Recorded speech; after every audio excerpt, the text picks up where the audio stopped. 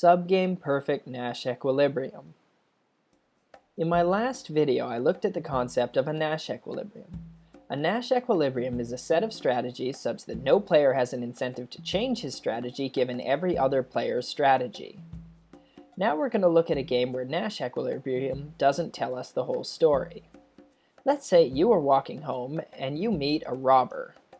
The robber tells you that you should give him your money or he'll kill you.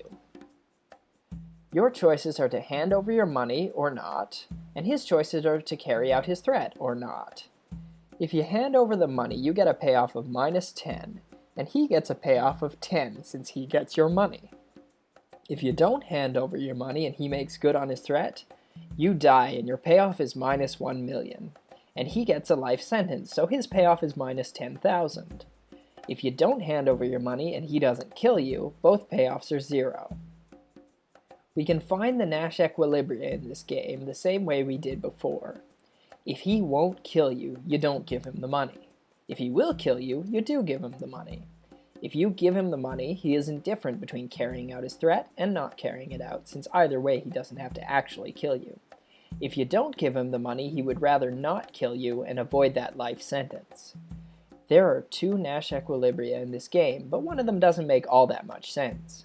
In order to decide which one makes sense and which one doesn't, we need another solution concept, the subgame perfect Nash equilibrium. I'll get to defining that later. First, let's look at a robber game using a game tree. This game tree is a different way of writing a game. It carries more information than the simple table since it tells us in what order the events take place.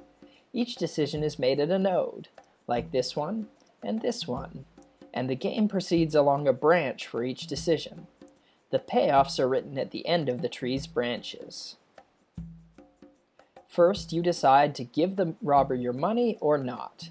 If you give him the money, the game ends with you losing your money and him gaining your money.